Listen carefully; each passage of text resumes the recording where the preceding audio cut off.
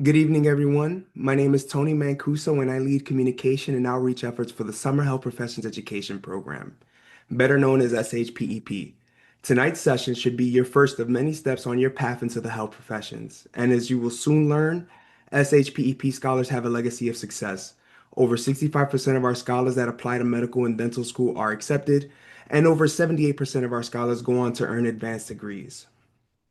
But before we move forward, I want to take a moment to address an important update regarding SHPEP. For more than 35 years, SHPEP has supported college students through their journey into the health professions.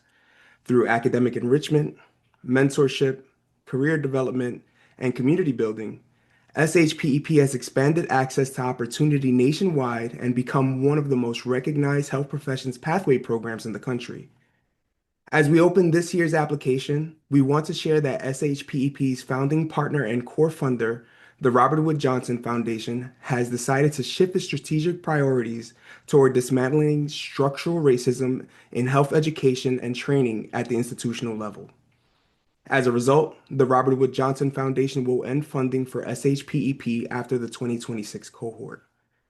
This decision is not a reflection of SHPEP's success or impact, and the Robert Wood Johnson Foundation remains deeply committed to advancing diversity, equity, and inclusion across the health sector. I now want to share a video that's going to elucidate the impact of our program and what we've done over the past 35 years.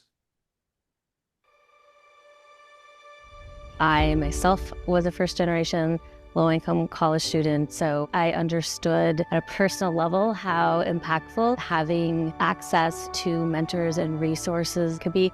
These years has been really intentional about making sure that I'm part of the conversation, as I want to make sure that Native people are part of the national conversation. So many people, they just never saw an option that I too could go into medicine. I too could become a dentist. Over the years, we've gotten word out to so many more people and gotten so many more involved than we would have done in the past. It's kind of the gift that keeps on giving. You mentor somebody and they too go through a similar experience, like coming through SHPEP. They in turn reach back into their community and find others that equally have the interest that they have. I'm excited because of the opportunities that we provide, the confidence that our scholars come out with, knowing that they can compete with everybody else who's in the applicant pool, that they can find success. We were able to hear the impact of SHPEP, but let's go into it. What is SHPEP? Well, it's a free 6-week summer enrichment program for college freshmen, sophomore, and junior students who are interested in the health professions.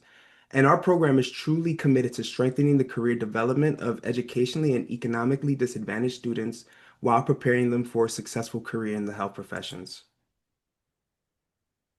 SHPEP's roots go back to 1989 with its first cohort of scholars. Due to the noted declines of medical school applicants from racial and ethnic backgrounds starting in 1977, the Robert Wood Johnson Foundation initiated a study in 1984 to learn strategies to change these trends. Findings contributed to the development of the Minority Medical Education Program to increase the acceptance rates of medical school applicants from racial and ethnic minority groups who were underrepresented in medicine. Over the years, the program's intensive academic preparation program expanded to several medical school campuses, and the AAMC assumed the role of National Program Office in 1993. In 2003, the program changed its name to the Summer Medical Education Program, reflecting the inclusion of students representing a range of economic, cultural, and geographic diversity. In 2006, the program expanded to include dentistry and was renamed the Summer Medical and Dental Education Program. The program changed its focus to the first 2 years of the student's college experience because that's where we saw that they derived the most benefit. And in 2016, in an effort to keep a pace of the growing importance of team-based care and interprofessional collaboration, the Robert Wood Johnson Foundation expanded the program to include a range of health professions, and we've changed our name to what we're known as today, SHPEP, the Summer Health Professions Education Program. In today's iteration of the program, students could gain experience in medicine, dentistry, nursing, optometry, pharmacy, physical therapy, and public health. And they can gain this experience at any one of our institutions listed here on the screen. I do want to note that Rutgers, the State University of New Jersey, and Western University of Health Sciences are highlighted because they will be accepting junior college students this application cycle. So please take advantage if you are a junior college student and definitely apply to those two program sites. But we also have the AAMC Minority Serving Institution Pathway Initiative, also known as MSIPI, and that's essentially a 5-week summer enrichment program that offers students the opportunity to engage in programming at a Native American serving non-tribal institution or a HBCU, a historically Black college or university. And if you're not familiar with MSIPI, it's actually integrated into the SHPEP application process, which means using one application, you can apply to both SHPEP and MSIPI sites, and you can apply to 3 in total. Please note that MSIPI institutions will only offer medicine as a track. That is a very distinct difference between SHPEP and MSIPI. Well, let me tell you a little bit more about MSIPI. Where is it taking place? Well, the program sites are Albany State University in Albany, Georgia, and Portland State University in Portland, Oregon. As mentioned previously, these program sites will only offer medicine as a discipline. As far as students that are accepted, both of these sites will both accept college freshmen and sophomore students. And they'll be implementing a hybrid model, meaning that part of the program is going to be done virtually and part of the program is going to be done in person. Overall, what's the benefits of these free programs? Well, students will gain, they'll receive housing, meals, a stipend of $1,000 and travel assistance. But more importantly, they gain guidance from current admissions deans, health professionals, students in current programs, and our alumni base of over 30,000 about how to pursue their profession of interest.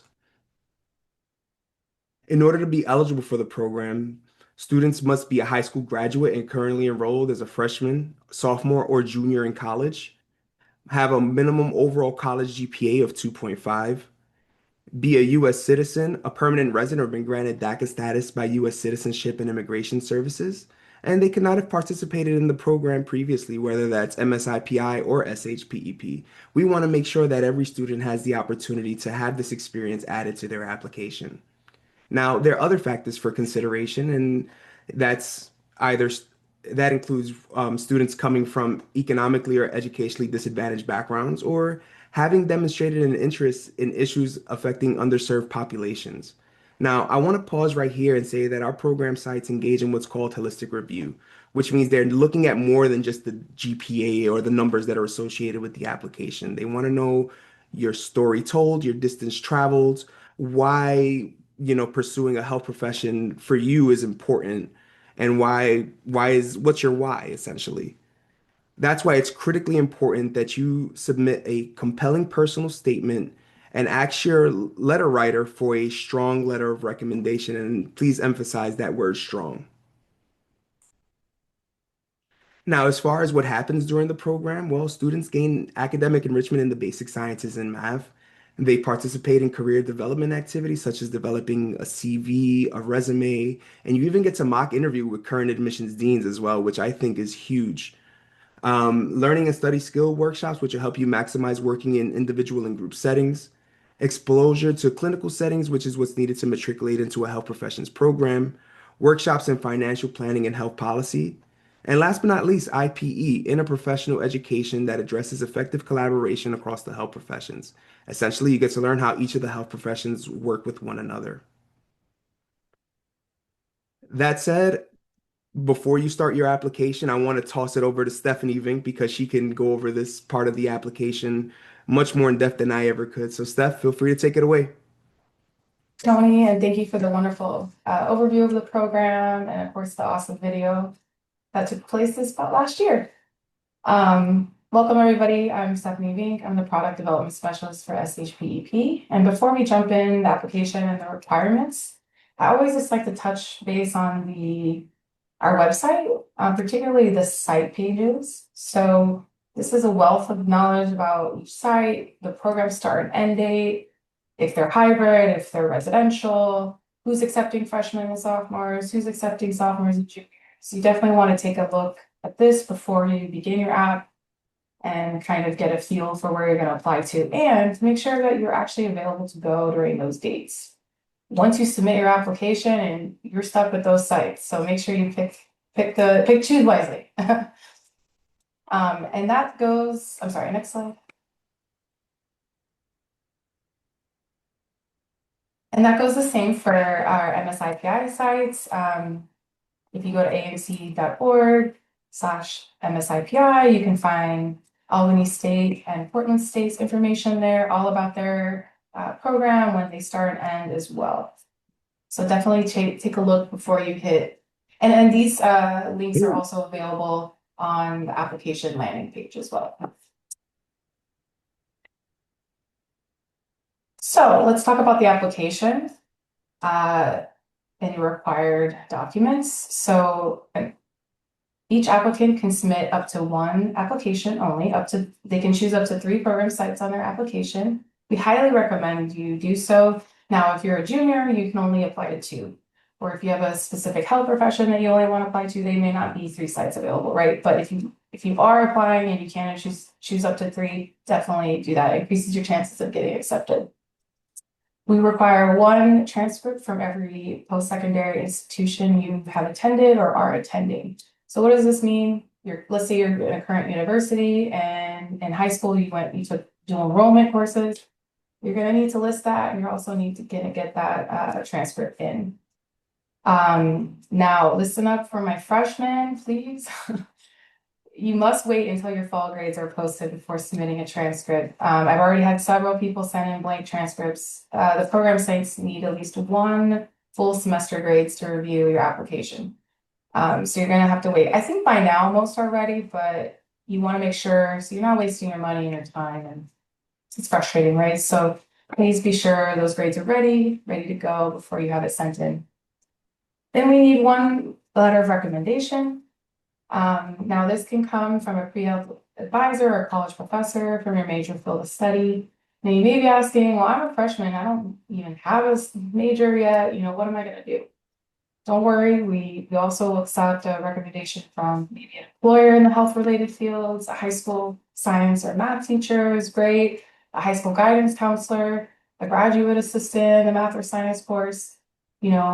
Ultimately though, find a person that's going to speak to your abilities as an applicant. Someone that's going to write you a strong letter, as Tony mentioned previously. It's very important. Once you have all 3 of these satisfied, meaning submitted application, letter of rec, and your transcripts in, and they're uploaded, everything's green on your app, you are complete, and that actually, the sites can actually review your application at that point. Now, a lot of questions we get is like, what order should I do it? We don't have an order. Some people race to submit their app and think that it's going anywhere. And as I mentioned before, you need your transcripts and the letter submitted by your recommender before it's going to be seen by the sites. We only ask that if you're going to send in your transcripts in first, please make sure it's filled out on your application. Oh, it's going fast. So how do you send your official transcripts? We can take it through email or mail. We do recommend email. We're just not in the office as much as we used to be. So if you do have it mailed to us, it's fine. It just might take a little longer to get that processed and uploaded on your application. All transcripts must be postmarked or timestamped by the deadline, which is February 5th. And then if it has a later date, then they will not be processed. So make sure you follow the deadlines for that.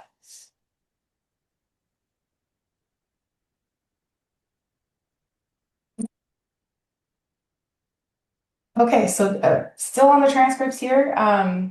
Now, very important, please do not email us your transcripts yourself. Please do not send us unofficial copies.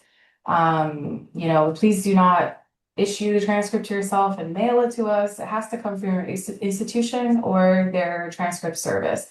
Nowadays, like most of these institutions are using like Parchment, etc. That is totally fine. If you want to get it emailed, you just put our email as the sendee, I guess, and then, or sometimes you can have it mailed to us. Whatever the case, it just needs to not touch your hands or be issued to anybody else than SHPEP or MSIPI. We only take one copy of a transcript. So freshmen really don't have to worry about this because you're gonna have to wait for your fall grades anyways. But what happens is these sophomores and juniors, they like to send in everything early, which is totally recommend. However, they'll try to send an updated transcript in January, February because it has their fall grades. We don't take the updated transcripts. It's one only. So you can decide when you want to send it. That's fine, but don't send it. Don't waste your money and send another one because it's not going to be able to be changed at that point. And as I mentioned before, please make sure everything is ready to go, like grades. You know, if you're disputing a grade with your professor, et cetera, make sure that's all done and on your record, everything's gold before you send it in. So we don't have that problem because you're not going to be able to update it.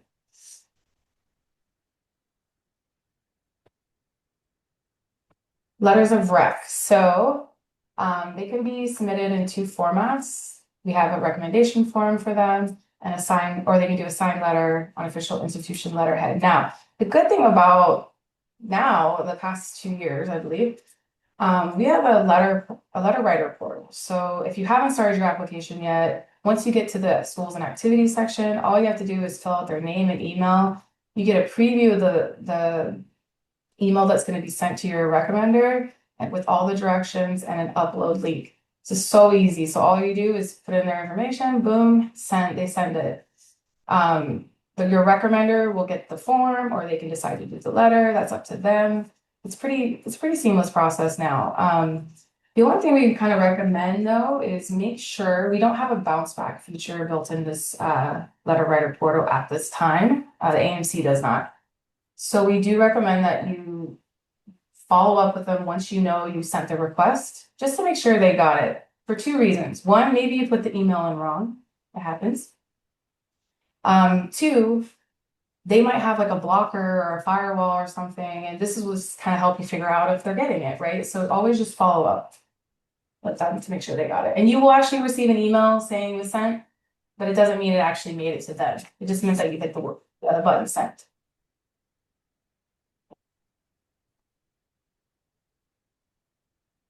Here's a way, for those of you who haven't popped on the application yet, this is where it's located and how easy it is. And you can see the email preview and the confirmation. So that's how it looks on your end.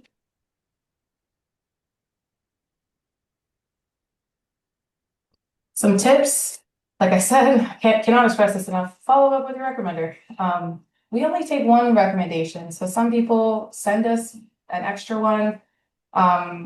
Whoever you sent it to, whoever uploads it, that's the one that will be on your application.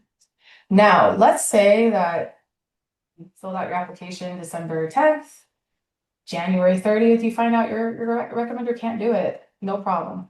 All you have to do, regardless, if you haven't submitted your app, you can go into that schools and activities section. There's an update recommender button. You can click that. If you submitted your app, you can go into your submitted application under your view details section, and I'll show you what this looks like in a minute. And you can update the recommender there and a new request will be sent out to them. So no worries.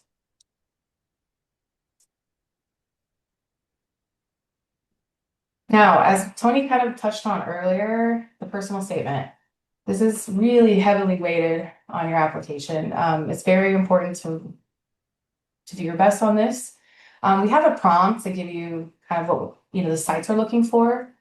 But this is your time to shine. Speak about your background, your interests. Why do you want to pursue healthcare or a career in healthcare? Have you had any experiences in reducing healthcare disparities? What's going on? We want to know, but really the sites want to know because they're the ones making the decisions, right? But this is the time to be true and tell us everything about you. In 600 words or less. Or no, I think 600. Yeah, about that. Some tips, check for your grammar, have someone else review it. I know everyone's using these ChatGPT stuff these days and all that stuff, but try to write about your authentic self, all that stuff. We also recommend don't rush to get this done. Take a few days, really think about it. And the last point is if you are going to if you're applying to multiple health professions at sites, so for example, let's say you are really interested in optometry and medicine. And if you looked at the program site page, you know that Western University has optometry. So you apply to Western as optometry, Columbia medicine, and then Louisville medicine, let's say that. Make sure you talk about optometry and medicine in your personal statement. Like what drove you to want to do that and why you're interested in it. Because you don't want an optometry reviewer, at Western to review your application and go, oh, this person only wants to do medicine. Why they even apply, right? So it instantly deny you, right? So just make sure you don't talk about the sites you apply to, but you're going to talk about your influence, or I'm sorry, the reason why you're interested in that health profession.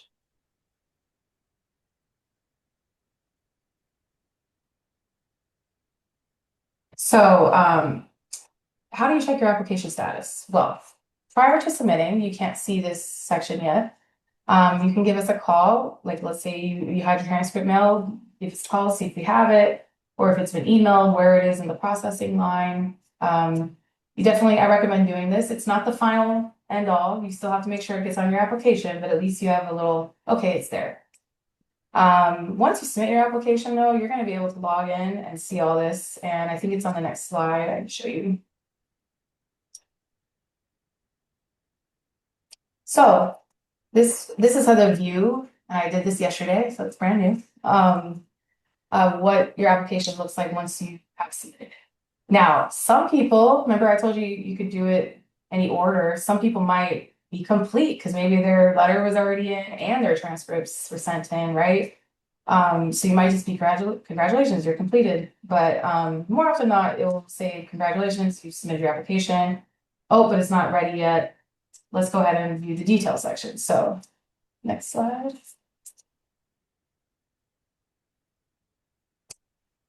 Here we can see on the view, this page is super important on your app once you submit, because not only are you going to see if you have your transcripts in here, your letter, you're also the designated program sites you chose. And this is where you're going to go on March 15th to review if you got accepted or not. So as you can see, they're color coded. So you can see a yellow means processing. That means we have your transcript. It's in the middle. It's not fully there yet though. So if you do not see this change to green and it's been 10 business days, honestly, if it's been less than that too, like we usually, once we hit processing within 3 to 4 days, it's uploaded. So that would be your signal to give us a call or email. Hey, this has been sitting here for a while. What's going on? If it's green, it's good to go. Obviously, it's received. And then, of course, if it's red and we haven't received it yet. Now, letters of recommendation, that's on your uploader, or sorry, your recommender. They have to upload it for you. So that's, if you see this is red and you want to make sure you're checking in with them, they know the deadline. For transcripts, we will give us 10 business days for processing once we receive it, right? But if it's definitely been over that time and just keep following up with us if it's been over that time, because we want to make sure that gets uploaded for you.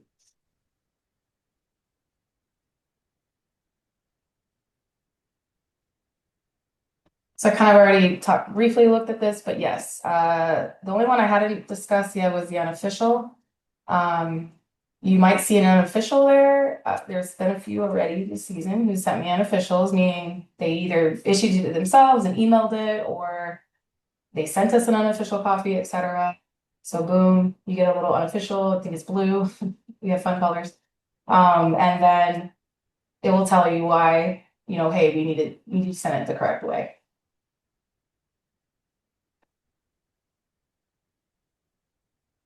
Now, this is a view of a completed application. This is when you log in, you're going to see this. And then you can also click the view details sections in the next slide. We love green. See how everything's green now? That means you are in review, and you can see it now. It's in review. So again, this, like I said, is a very important page. Once that decision day comes, you're going to get your decisions on the right-hand side as well.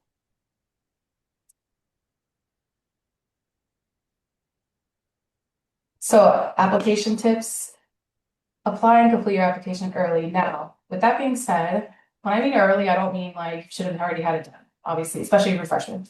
I would say a really great time to take your time, etc. But a really good time to get everything in, it'd be early January. It doesn't necessarily increases your chance of getting accepted or anything like that. It really just gives you peace of mind. 50 to 60% of students wait till the deadline, and that means they're sending all their transcripts and all that stuff, and it's just a lot of stress. And we are a very small office, so that frustration or like things are taking a while, it can be a little much. So another thing is if you want to have a little more time on your personal statement and stuff, just go ahead and get your transcripts in and your letter. Make sure all that's squared away. So once you hit submit, boom, you're completed. Why not, right?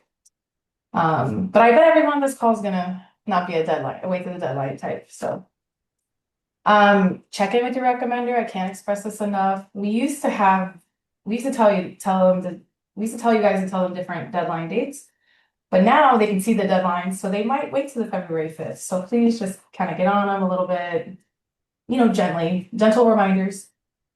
Please stop forwarding the transcripts or issue to yourself. It's always sad when we have to put it unofficial, so make sure you send it in correctly. Check your application status. I just talked about that in the previous slides, but it's up to you to get the application completed. Even if we make a mistake, it happens. If you don't check your application, there's nothing we can do at certain points anymore. So if you wait to decision day to check your application for your results, some people find out then their application, they were missing a transcript or something. So you definitely want to make sure everything's green, good to go, so you're not disappointed on March 15th. And of course, we're always here for any questions, phone call, email.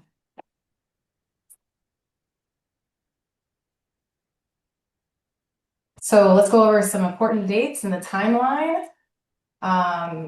Application deadline is February 5th, but remember guys, it's 11:59 p.m. Eastern time. So make sure you check your time zone.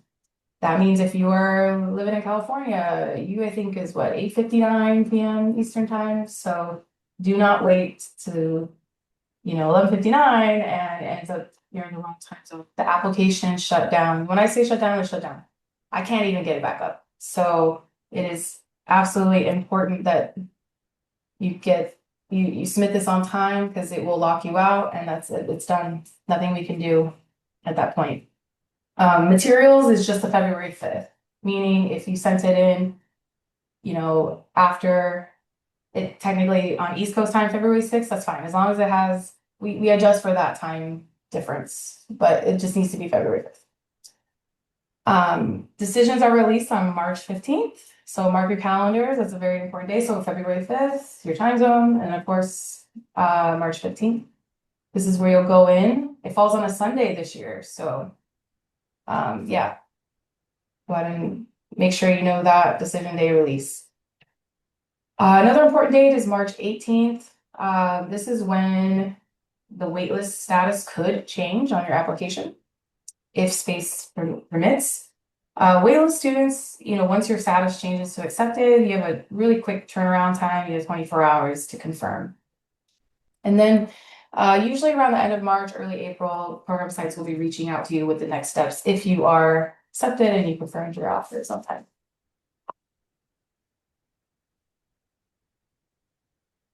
And a little more about the decision dates. So on March 15th, when you log in, you have 2 business days. So this year, since it falls on a Sunday, you technically have 1 full day and then 2 business days. What does that mean? It means from 9 a.m. to about 5 a.m. or 5 p.m. excuse me, Eastern time. So the reason why we give you such a short time, I mean, it's actually not that short, but we need you to confirm your acceptance, is these sites have to fill their cohorts. So a lot of people, what they'll try to do is they'll wait as long as possible because they want to see if the waitlist status will change. It's not going to change.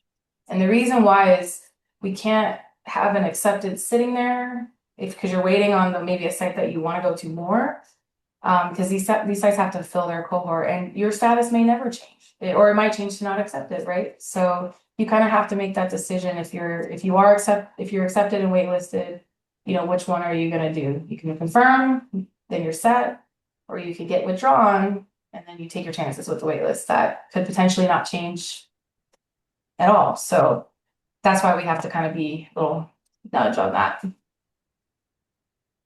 And then, of course, if you are waitlisted, you need to keep, and that's all you have, you would check each day until it has either accepted or not accepted.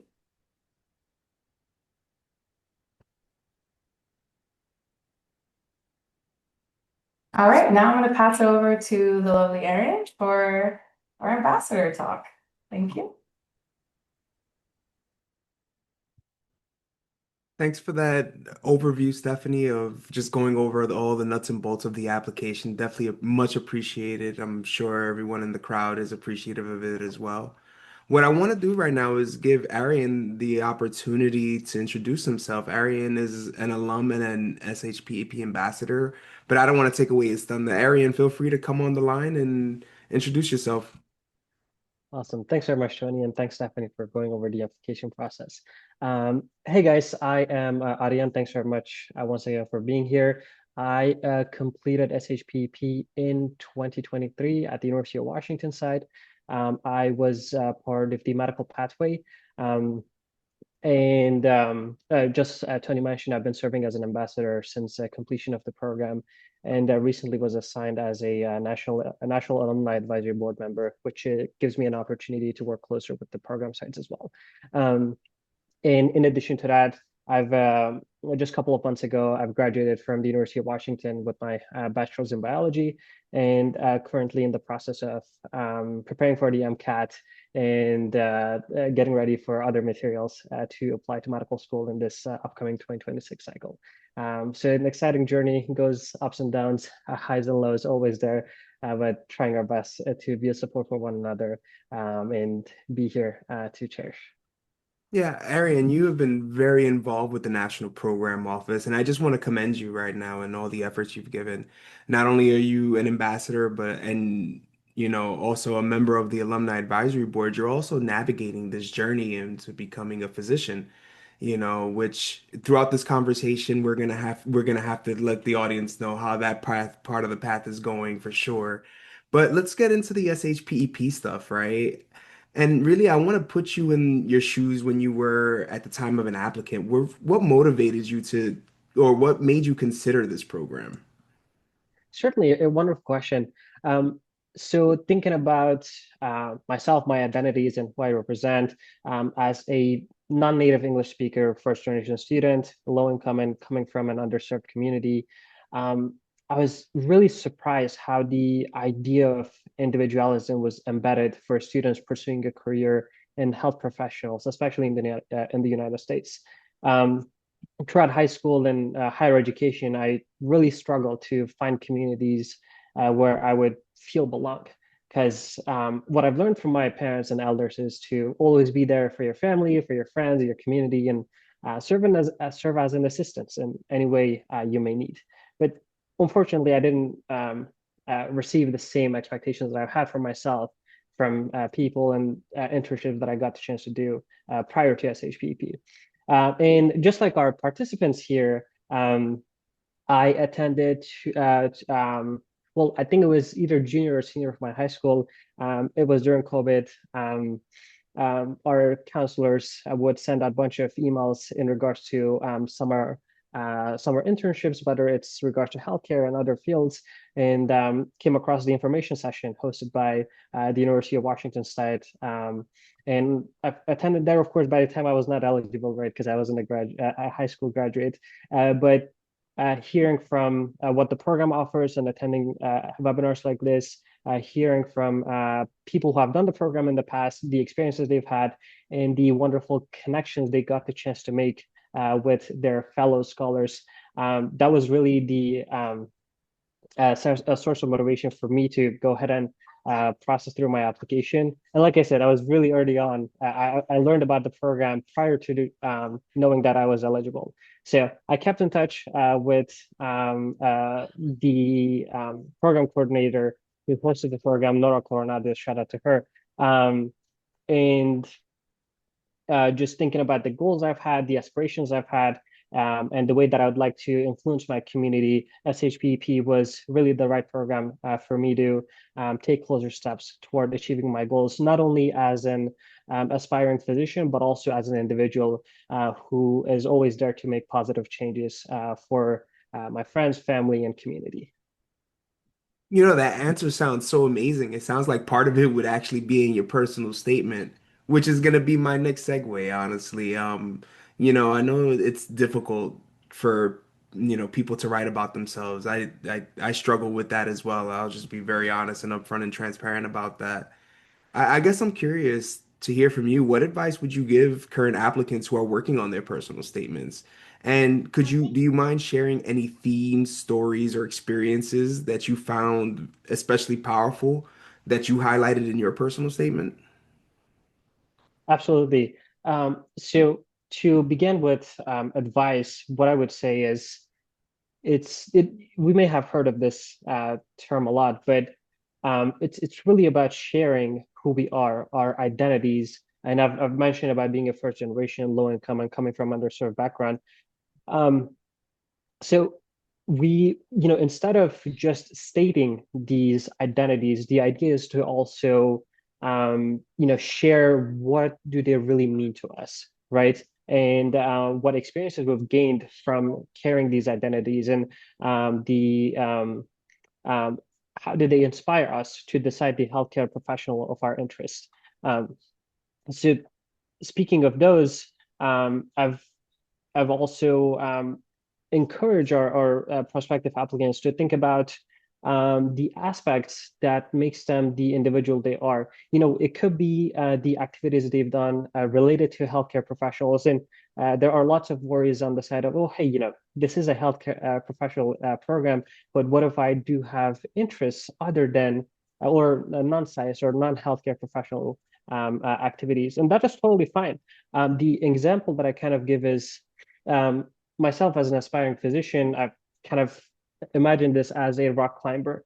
So what rock climber does is prior to looking at the wall, there are a bunch of holes that you've got to consider stepping into. And as you are stepping into a patient room, you review the chart and make sure that you have a set of plan that you would like to speak with the patient. And then afterward, there is a rope and an individual behind you that holds on to you in case if you were to go up and fall, there's someone behind you that you can hold on to. And that's where the idea of trust comes from, right? It's trusting, for instance, the medical assistant to do their job within the best of their ability. So when the physician is inside the room, they're taking care of everything else that the patient would like to speak to. Again, it's all about this collaboration. So even if you may not have direct healthcare experiences, it doesn't mean that you have done activities. It doesn't mean that you do not have the stories and the ideas to share. So the past experiences you've had, I'm sure that there is. Again, I've just utilized the idea of rock climbing, but I'm sure there are other aspects, other activities that have allowed you to gain skill sets which you will utilize as an aspiring physician. So again, at the end of the day, when I mention to share who you are, share your stories, I truly mean it. And this encompasses both you as an individual, as a student, but also just as a human being who likes to do fun things outside of academia and career as well. So for the second part of the question, what kind of the highlight of aspects that I've talked about, of course, talking about my identities, but also I really honed on kind of my why behind medicine. I was born in Afghanistan, and due to the raging war, my parents took a huge risk to flew from Afghanistan to Turkey. They've sacrificed their own lives by leaving everything they've built behind. And I was 9 years old at that time. So thankfully, overall circumstances were much better in Turkey or Turkey. Though we were the first group of refugees in the country. So there wasn't a set structure to navigate how to find a job, place of living, arranging insurance, etc. And considering the challenges that we went through in Afghanistan early in Turkey, one of my family members developed a health condition which there wasn't an effective treatment for.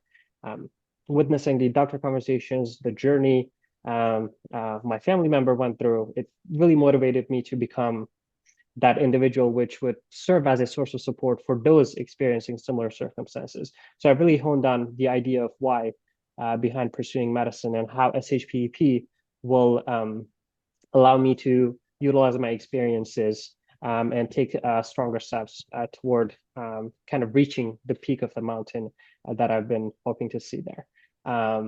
And in addition to that, of course, I've kind of included the activities I've done, right? So and directing them to why becoming an aspiring physician, the pre-health internships, volunteering that I've done at an emergency department, but also various leadership positions I've took at my community college, which was the time I've applied to the summer health professional education program. Well, thank you for all the colorful metaphors here, right? With the rock climbing and everything. Honestly, it sounds like you've been rock climbing in your spare time, and it sounds like that's been a lot of fun, hopefully.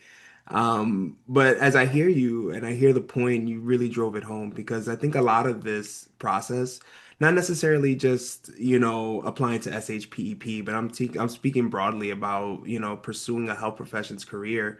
It does feel like you're climbing a mountain, and you need to know where your supports are. You need to know what steps to take and what's the right step, what's the wrong step. What I will say is that, part of these steps that you're going to take, hopefully you're building a wide enough net, meaning like a network that you can actually leverage throughout this process, and make sure that you're always giving back and thanking that network as well, because honestly, you're only as good as the people that are around you that are there to support you. I just definitely want to emphasize that as well. That being said, I think that's a nice little segue to kind of talk a little bit about letters of recommendation, right? Because I know sometimes it could feel like you're climbing a mountain trying to ask for the right letter of recommendation. So, Arian, how did you choose who was going to write your letter? I'd love to hear that answer from you. For sure. So I was a sophomore when I applied for SHPEP, and the individual who I asked for was my biology instructor. I've taken classes with her throughout my first year as well as second year, and she was the individual where I stayed after stayed after classes for office hours, asking her questions in regards to what we learned in the lecture, but also the challenges I've experienced in order to improve my learning. Because by the time I was a freshman in college, it was my kind of second year toward approaching my third year in the United States, and my English wasn't necessarily the best. Well, that was also kind of an advantage I've utilized with community college, where I was able to utilize my own pace to develop my learning that would work for me. And I felt comfortable sharing the challenges I faced, the ways that I've found to dedicate strategies in which I could improve on those. And the idea was that I've been using this term a lot, but it just not only as a student, but also I've shared kind of the human side of myself. And I've asked a question to myself, right? Does she know me? Can she really talk about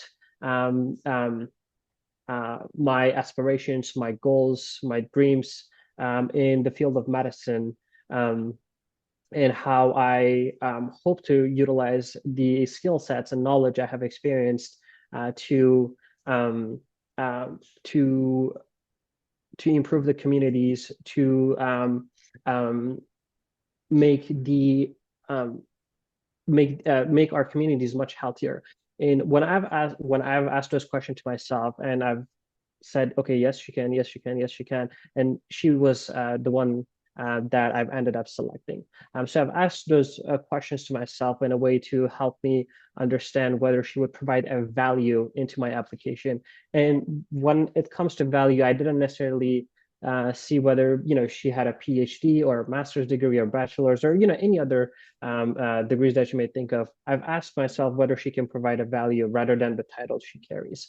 And I think that's really the most important part of it is too, when it comes to value, it's not necessarily the titles that we carry or call upon each other, but rather the memories, the learning experiences, and the stories we've shared each other, which allowed us to create those genuine connections and really write in a way that is genuine, that is understandable, and not necessarily a simple, let's say, a student instructor relationship, but rather an individual relationship as well.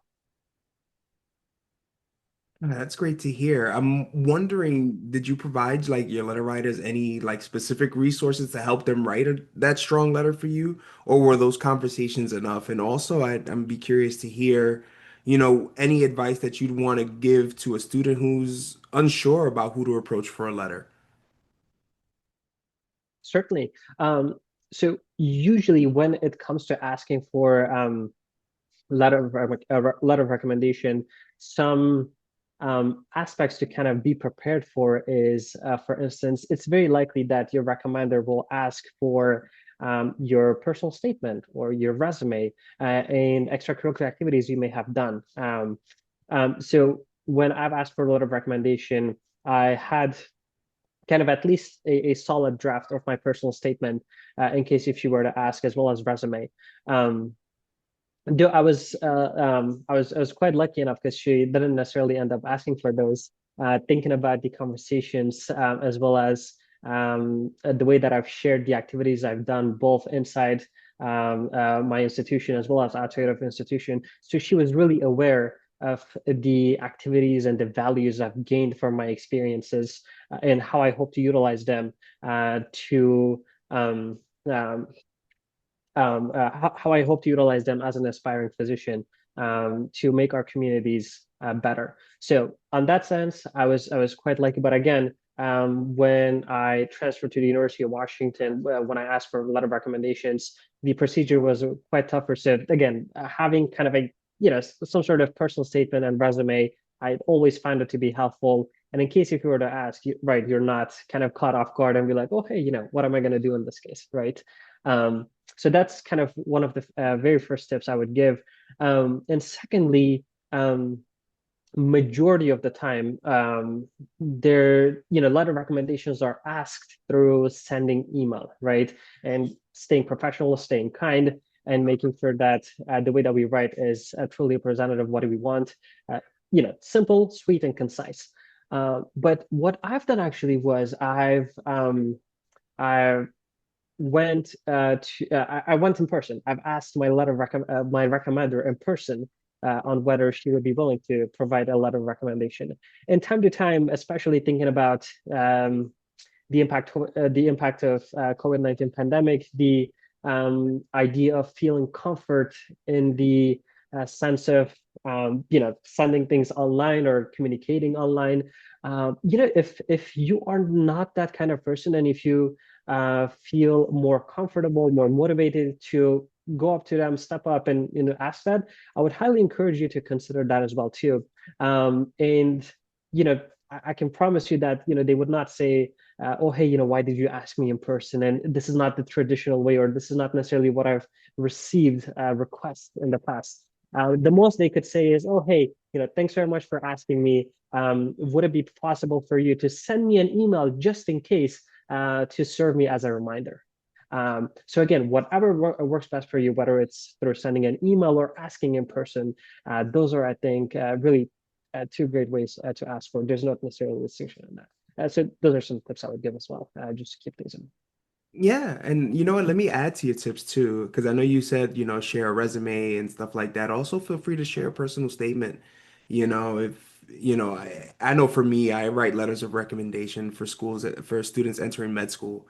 I'm lucky enough to do that and blessed enough to do that in my work and my role. It always helps me write a stronger letter of recommendation or letter of evaluation if I have that personal statement, because then I can see, okay, this is how the student's approaching their application. This is how I should be approaching my letter. So it gives me like something tangible to kind of hold on to, and it gives me more insight into the student as well. So definitely, I would love to just make that like a thing that everyone just does, like put your resume, your personal statement, Because the more information this letter writer has, the better the year and the more higher quality the letter is going to be as well. So, what I would want right now, Arian, right?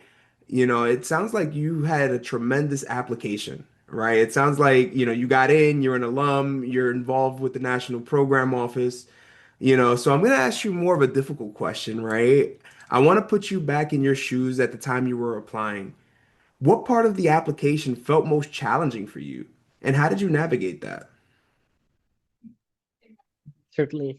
Um, so as Stephanie mentioned earlier, there are certain components, right? It's the personal statement, as official transcripts, and a letter of recommendation, right? So those are the three main components that we need to consider. And out of those three, I believe writing the personal statement was um, the most challenging, but not necessarily kind of the writing aspect of it, but knowing when it is ready and when I feel confident enough to hit that submit button. Um, and for that reason, in fact, as Stephanie may feel anger toward this, but I was also one of those people that applied kind of a couple of hours prior to deadline, because I was just reading my personal statement over and over again and be like, okay, is this okay? Is my grammar okay? Things that I've written, do they flow? Um, do they flow okay and sound okay?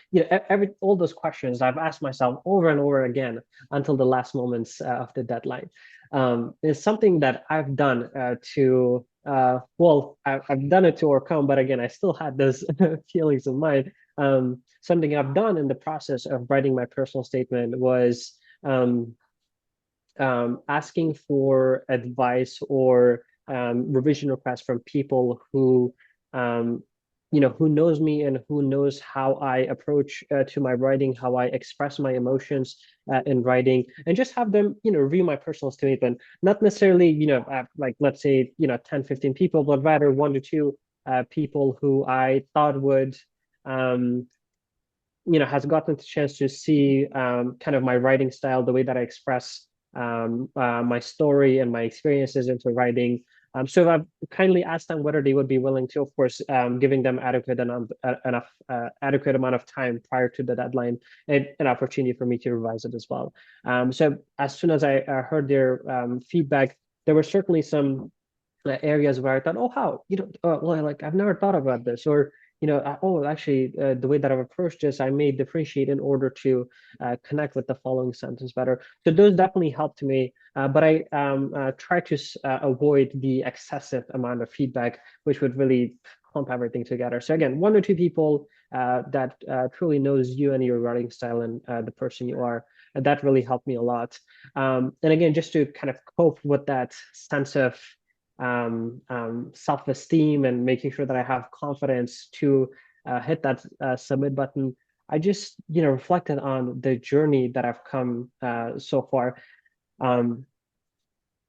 The expectation to receive rejection is not the best, right? Of course, we do receive rejections, and every single rejection, it makes us kind of more prone to losing the sense of feeling sad. But every single rejection, still, no matter how many rejections we received, it sucks. It's not really the best feeling ever. But at the end of the day, I've kind of reflected on the work I've done and just imagining the days I had, thinking about the time where I was struggling to write a single sentence in 30 minutes due to not knowing the language, whereas now I am able to write a complete personal statement or a complete essay. So just thinking about that journey and the obstacles I've gone through, I'm like, hey, I've done all the work I can from my end. I've asked for a lot of recommendation from the person who truly knows me. I've sent my transcripts on time and everything is set. And the only thing I need to do is hit the submit button and let the rest of the site be controlled by the other side, which I'm not able to touch in any sense. So those are some ways that I've helped myself kind of stay true to myself and keep that confidence. And you know what? I think most students would agree that the hardest part of the application is writing the personal statement because, it's personal to you, right? And, how much is too much to share, right? I know, like for me or in people from my communities in particular, it's hard to share, some of the barriers that may have existed in childhood or anything else like that, because how do you relate it to applying to a health professions program and things like that? So I definitely want to have, at least recognize that, hey, that's definitely one of the tough parts of the application for sure. Um, and yeah, thank you for giving us those tips because I think that's huge. You know, I do have a couple more questions here, and then we can go and open it up for the Q&A for sure. Um, I know we talked a little bit about, you know, things that you wish you could have done better on your application, things like that. I'm curious because, you're heavily involved with SHPEP. Uh, how did you feel when you learned that the program would be sunsetting? I, I don't want to dance around this question. I definitely want to give, the opportunity to someone who I have a lot of admiration and respect for here, someone who's involved in our National Alumni Advisory Board, someone who's been an ambassador for a few years. How did you feel? Yeah. It's certainly one of the toughest questions to really take on. But well, my very first reaction, really so clear, was that I felt devastated, right? I felt devastated that um, um, you know, I felt devastated for the fact that sunsetting of the program is coming soon, and just reflecting on the experiences I've had um, throughout the program and thinking how many more students would gotten an opportunity to experience similar aspects of the program that I have went through, and that's not necessarily the shadowing part of it or the workshops we've done or the opportunities we got to utilize learning more about our healthcare professional of our interest, but also the memories, the friendships, the connections, and the unique learning experiences we've obtained. That's why I really felt devastated because, man, I was like, there are so many more students who are sharing similar backgrounds like me and sharing similar identities like me, and they've been looking for programs like this that truly allows them to be themselves and really create connections in ways that they may not necessarily find an opportunity so with other programs. But at the end of the day, I've just thinking about this overall idea as an aspiring healthcare professionals, thinking about us and overall, we're not necessarily here to make every single obstacle disappear, right? But rather stay present upon facing obstacles. I myself and many of our participants are first generation, coming from underserved communities and socioeconomically disadvantaged backgrounds. There were many instances where I thought, okay, that's it. I don't think I can see tomorrow coming, right? The easier route was to ignore or ignore kind of the sunsetting of the program and walk away, right? Now it's time for us to stay resilient and accept kind of the challenge as an opportunity for ourselves to grow both as a student as an individuals. Programs, what I truly believe is that programs like SHPEP will never die when they're just put aside, but when they are forgotten. And the fact that you as participants are here, whether you're a student, a parent, an advisor, this indicates that we still have so much work to do in order to keep empowering the next generation of healthcare professionals, right? And that's kind of my overall thought with that. I always say the work never ends, and there are so much more we can do together in order to support our communities. And again, the way that we may support it may change post 2026. We're still figuring out how that may look like. But in the meantime, there are still lots of opportunities for us to perhaps find other funders that may elevate those contributions that have done in the past by other organizations. So again, there are always hopes, there are always work for us to do. And I do not think that sunsetting of our program will be the end of our connections among our alums and every single individual, parents, advisors, and many other people who have contributed their heart and soul to make sure that the next generation of healthcare professionals are supported in all the ways that they need. Yeah, and you know what? I just want to reemphasize what you said as well, as far as like, what is the AAMC and ADIA doing? Right now, we are hard at work trying to find ways to keep this program alive. For the time being, we don't quite have the answer we want right now, but we are again looking for different funding opportunities and funding sources, and hopefully there'll be more answers and more things to come by fall 2026. But as far as right now, this is the situation we are currently in. So I just definitely want to at least, emphasize some of the things that Arian said here on this call as well. Um, last question.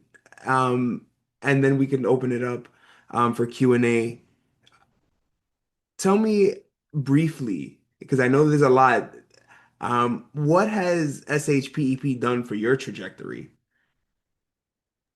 Sure, to try to keep it as short as possible. One of the main things is the connections I've got to make throughout SHPEP. I've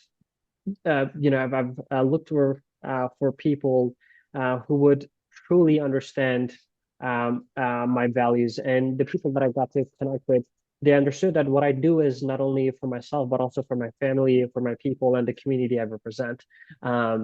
And the physicians I got to chance to meet and the scholars I've got to connect with, they've truly provided me an opportunity to represent who I am and my values. Time to time there are conversations we go in, and 5 seconds later we ask ourselves, "Oh, hey, should I have even said that to them?" But throughout our conversations and people I've got to meet, I've never found myself asking that question to myself. And those connections I've made, they've well, the individual who the physician who I got the chance to shadow, I've stayed connected with her. She was extremely kind enough to also invite me for the, let's say, workshops that were held by medical school students. They had various needs to, for instance, as a student, they would serve as a mannequin, and they would do their like whole body examination. And I've got the chance to connect with other med schools students at the time as well too. Various workshops that I've got to a chance to attend, which allowed me to connect with other students as well too. So connections and networking are, I think, the main part, which allowed me to connect with people that I've never thought about knowing. And they truly allowed me to find more aspirations, more needs into the disparities we're seeing in the field of healthcare, which isn't necessarily about taking care of patients as just them from a patient point of view, but also taking, whether they have a place to live, whether they have enough food, whether they have other circumstances they're going through, which are things that we don't necessarily get to see with our own eyes, but rather learn through experiences. So those are some aspects I would say. Well, I just want to say thank you, Arian, for telling your story regarding SHPEP, your experiences.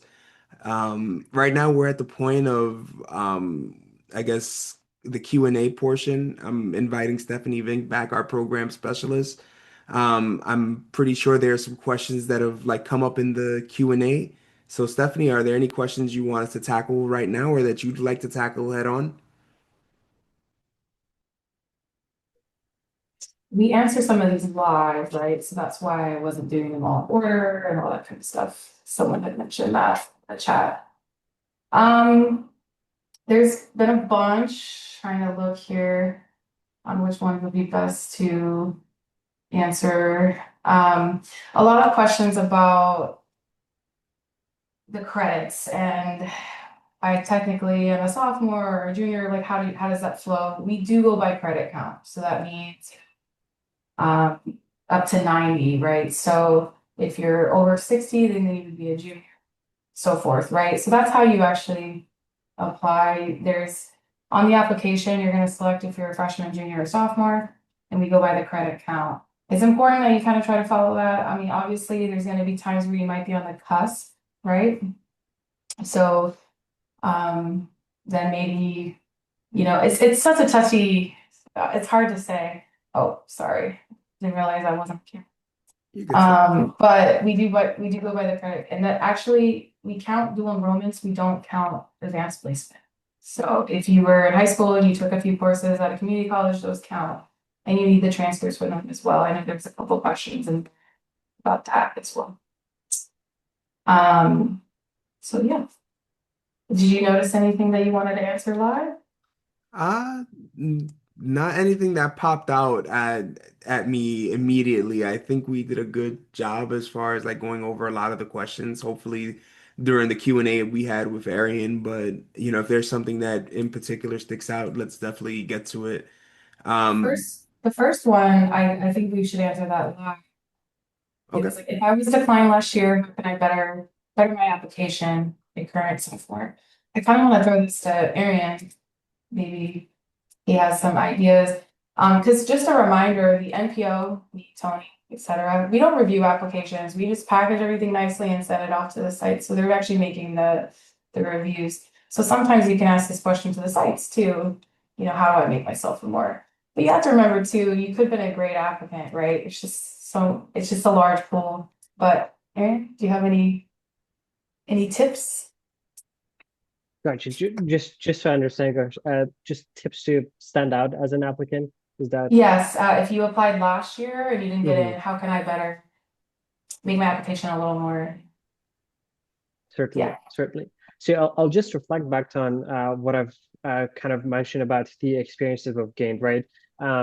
If you've applied last year and kind of thinking about applying again this year, you would see kind of the main components again comes when to asking for a letter of recommendation and personal statement. So the first will be, in your personal statement, were you able to follow components that allowed you to speak who you are as an individual, your identities, how the experiences you've gained allowed you to kind of think about the healthcare professional of your interest, how SHPEP can help you to achieve those goals. These are some of the questions I would encourage our participants to think upon, revising their personal statement as they're applying for a second time, but also the letter of recommendation. And I was also going through questions, and I think one of questions that was asked a lot was who I can ask a letter of recommendation for. So kind of also chime in between. So I've talked about the reasons behind me asking for a letter of recommendation, and you may reflect on the things that we've shared throughout webinar, but also your letter of recommender doesn't have to be your college professor or a physician or a healthcare related individual or an individual working in the field of healthcare.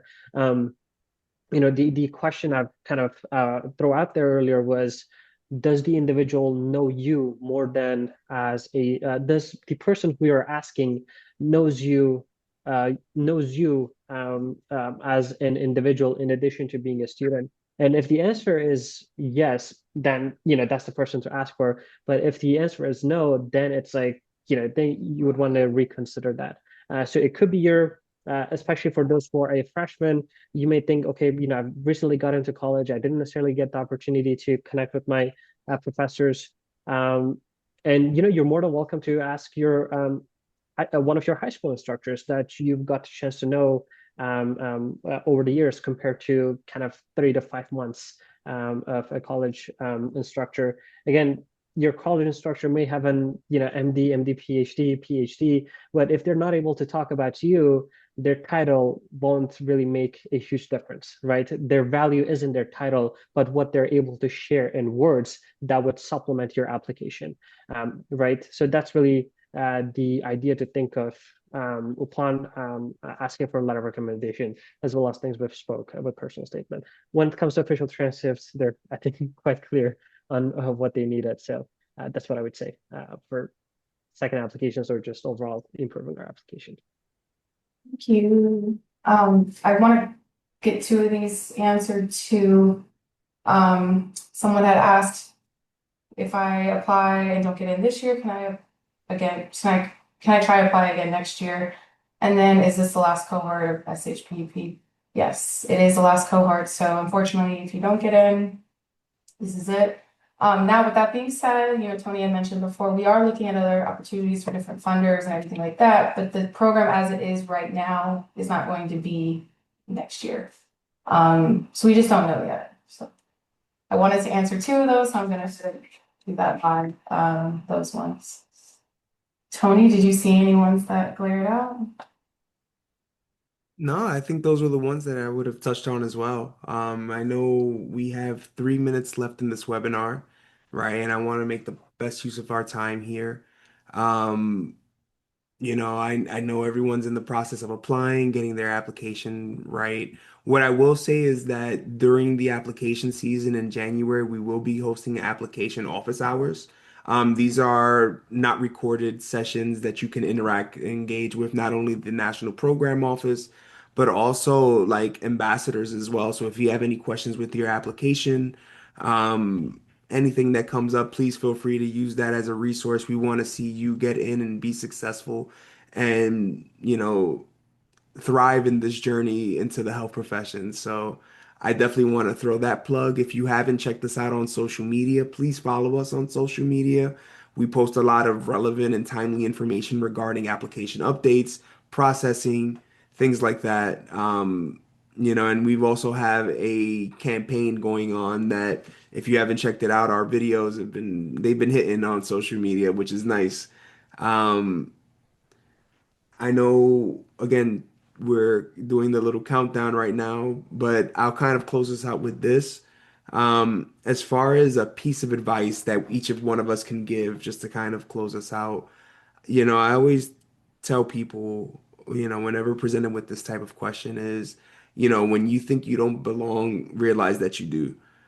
You belong in every room that you can go into.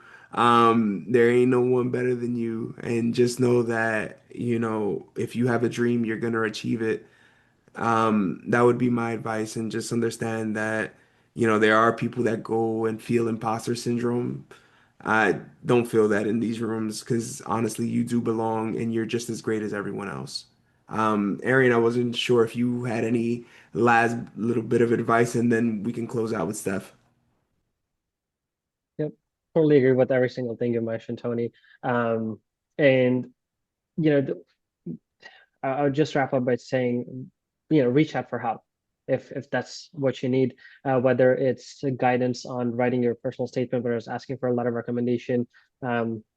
Your schools have various resources for you to utilize, whether it's the career center, whether it's some other names that they contain for that. And if you have any question in regards to the program in itself, our National Program Office have their contact information on our website, which you're more than welcome to reach out to. So again, since we're not sure how post 2026 will look like, this may be one of the last opportunities to evaluate. So in case of any questions, I would encourage you to reach out. I mean, that's really the least I can say in case of any questions.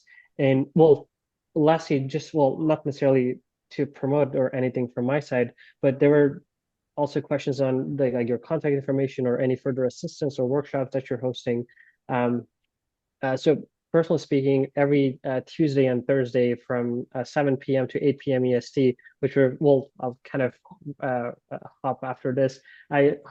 Personally, I host office hours for just students to kind of pop by and ask questions, whether it's regard to my experiences or the application process or anything along those lines. I just host office hours for any questions or anything. So if you would like to seek for further support, I do offer that as well. Again, not to only promote myself, but just to serve as additional support for students who may feel comfortable being there and asking questions. So yeah, that's the link, and feel free to find the Zoom link there as well. Last words from me. There was obviously quite a few. We can't answer everything on this call. Feel free to email us at shpep@amc.org. We can help you out there. Of course, us here. And also, as I could say, check your application, get your transcripts in, don't wait till the last minute, the usual stuff. And know your time zone. So you're not, if you are gonna wait till February 5th, make sure you know where you are and what time it'll actually be due. Thank you. Perfect. Have a good evening, everyone, and thanks for having us. Thank you.